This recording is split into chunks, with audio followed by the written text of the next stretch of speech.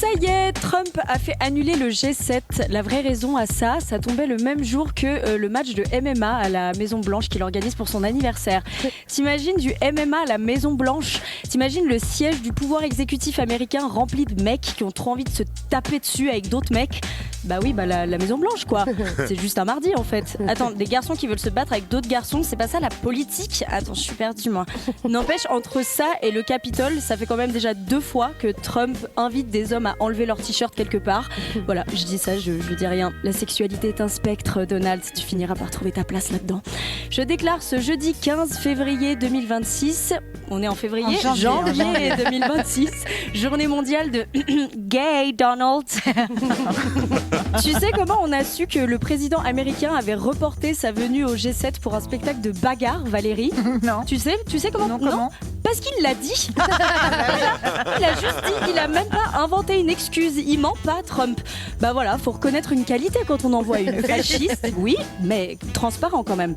Trump, il envoie sa milice buter des citoyens, il envahit des pays sans excuse. Voilà, même pas désolé, c'est mon chien, il a mangé ma constitution, plus rien. Avec Trump, il y a plus de mystère. C'est fini les petits mensonges qui faisaient le charme des États-Unis. Là, il y a plus de. Nous allons sauver le monde, sauver ce pauvre pays du Sud global d'une dictature militaire pour apporter le modèle démocratique américain. Envoyez les F-16 pour la paix, pour les droits de l'homme. What a beautiful day for democracy.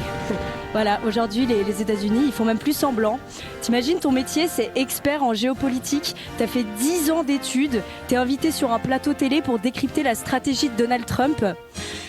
Pascal Tonifas, bonsoir. Vous êtes expert en géostratégie, spécialiste des États-Unis. Vous avez créé l'Institut de recherche en relations internationales. Vous venez aujourd'hui décrypter ce tweet de Donald Trump. Je cite: ils ont du pétrole, je vais le prendre le pétrole aujourd'hui ou demain. Qu'est-ce que ça veut dire, Pascal Tonifas? Tout à fait. Je pense que ce qu'on doit comprendre, à mon sens, de ce tweet, c'est qu'il va prendre le pétrole aujourd'hui ou demain. Voilà. Pascal Tonifas, merci pour cette brillante intervention. Et tout de suite, après la pub, un message d'Emmanuel Macron pour inciter tous les Français à faire la guerre et toutes les Françaises à faire des bébés, suivi d'un reportage spécial hommage à Brigitte Bardot. Trump, en parlant du Groenland, là, il a dit c'est pas parce que le Danemark a accosté là-bas il y a 500 ans qu'ils sont propriétaires du territoire. Et là, toute son équipe a fait. Il est con celui-là, tu crois qu'on a eu comment les États-Unis? Tu sais, il lui faisait des grands signes, genre t'es con ou quoi? Putain, on va devoir rendre les États-Unis maintenant, fait chier celui-là. Et ben voilà, les États-Unis enlèvent des gens à l'étranger, pétrole, terres rares, Venezuela, Groenland, Colombie.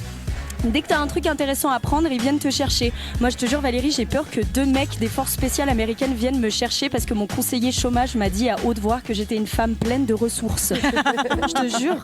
Bon, c'est sûr que s'ils avaient voulu enlever le président suisse, ils auraient bien galéré, je pense, les Américains. Ça y est, nous y sommes, le palais fédéral. Attendez, mais il y en a 7 là.